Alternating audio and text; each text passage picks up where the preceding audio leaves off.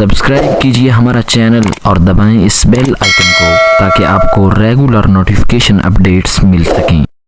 एक तो ला इकराह फिद्दीन, दीन में कोई जबर नहीं है। जो मफहूम ये लोग लेते हैं, हमारे पास सदर अव्वल से लेकर आज तक कुरान मजीद की आयात की तफासिर मौजूद हैं, अहादीस मौजूद हैं। ला इकराह फिद्दीन का मफहूम आज तक किसी ने वो नहीं लिया जो इस दौर के लिबरल्स उसका मफहूम लेते हैं और ज़बान ज़द आम कर दिया गया। और आम मैंने सुना है लोग कहते हैं कि दीन में कोई जबर नहीं, दीन में कोई सख्ती नहीं, जो मर्जी करता भी रहे। रियासत की रेट मौजूद है, दीन की रेट मौजूद नहीं, ये क्या बात है?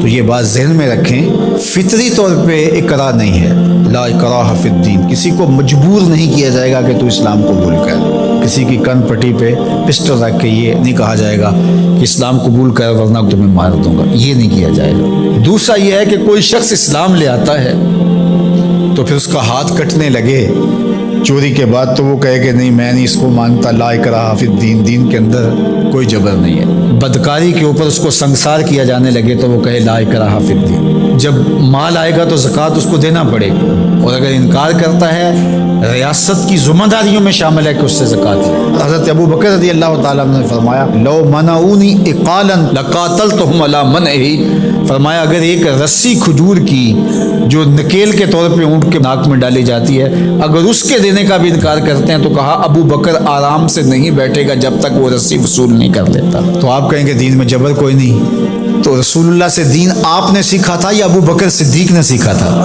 हुजूर की सोहबत में बैठ के दीन किसने सीखा था? तो वो तो ये मफहूम समझे। आपकी रियासत की रेट है तो दीन की रेट क्यों नहीं? चंद उर्दू की किताबें पढ़ लेने से या लिबरल्स ने जो सुगरे कुबरे मिला करके खुद साख्ता तशरीहात दीन की अब कर रखी हैं और वो कुछ लोगों को बड़ी अच्छी चीज़ें लगती हैं, तो वो दीन का नया ये एडिशन, ये इस्लाम नहीं है। इस्लाम दो नहीं है, इस्लाम एक ही है। वो सदियों से वही इस्लाम है जो मोहम्मद अरबी लेकर तशरीफ लाए सल्लल्लाहु अलैहि वसल्लम।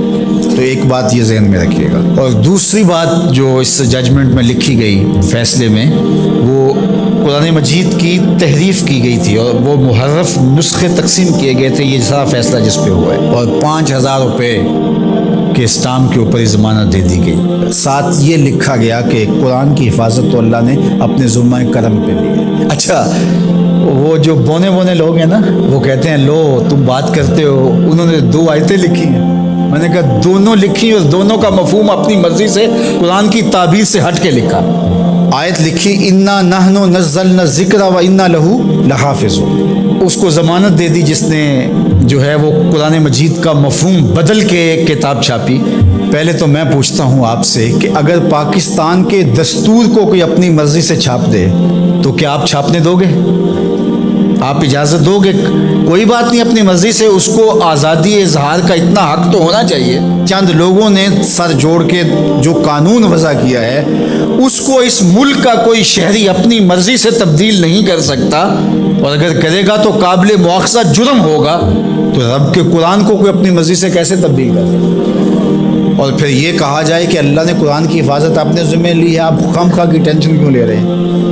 मियाँ अगर यही बात है, इसका इनकार नहीं है कि अल्लाह ने कुरान की हिफाजत अपने ज़ुम्मा करम पे ली है, लेकिन इस मफहूम को नहीं लोग समझ पाए कि जो अल्लाह की ज़िम्मेदारी होती है उसके ज़ाहरी निज़ाम क्या होते हैं। अल्लाह ताला ने कुरान मजीद की हिफाजत अपने ज़ुम्मे ली ना, लेकिन जब लोग मुख्तलिफ़ क़िरातों की तरफ जाने लगे तो सबसे पहली फ़िक्र किसको हुई? हज़रत सिद्दीक़ अकबर, हज़रत उमर, हज़रत उस्मान गनी रज़ी अल्लाह ताला, इन्होंने कुरान जमा किया ना। तो क्या ये आयत उन्होंने नहीं पढ़ी थी?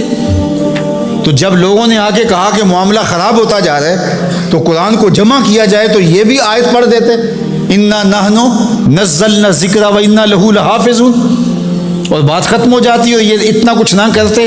लेकिन वो जानते थे उसने हिफाजत अपने ज़ुम्मा करम पे ली है और ड्यूटियाँ हमारी भी लगाई। तो अल्लाह ताला जल्ला शानहू का निज़ाम है, और उस निज़ाम की ज़ाहरी तनफीज़ के लिए होगा कुछ नहीं कुरान मजीद को, लेकिन हमारा इम्तिहान है कि तुमने क्या किया। और ये आयत लिख करके एक आला अदालत के जज के फ़हम और दानिश और उनकी अकल और उनके दराक को दाद देने को जी चाहता है। कितने सादा लोग हैं। और कुरान मजीद की 2 आयात लिखी है, उसका जो मफहूम था बिल्कुल उसके हट के इस्तिशाद किया। और ختم نبوت کا مسئلہ کوئی عام مسئلہ نہیں ہے، اس لیے ہمارے ذمہ داران کو سوچنا چاہیے اس وقت ملک میں جو سیاسی عدم استحکام ہے، معاشی بحرانوں میں ہم دبے ہوئے ہیں، تمہاری عدالتوں پہ پہلے کس کو اعتبار ہے؟ ذرا آ کے مخلوق میں بیٹھ کے ان کی باتیں تو سنو، تمہارے بارے میں یہ سوچتے کیا ہیں؟ اور تم اب مذہبی ایشوز کو چھیڑ رہے ہو، اور پھر شریعت کورٹ موجود ہے، یہ فیصلے ان کو دو تاکہ وہ صحیح طریقے کے ساتھ ان فیصلوں کو نپٹائیں۔ ہر چیز اپنے ذمے لے لینا اور پھر تماشا بن جانا جس طرف ملک کو لے جایا جا رہا ہے۔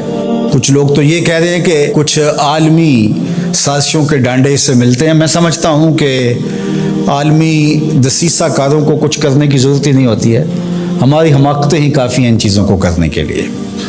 تو اللہ تعالیٰ جل شانہ حفاظت فرمائے اور اس وطن کی خیر فرمائے۔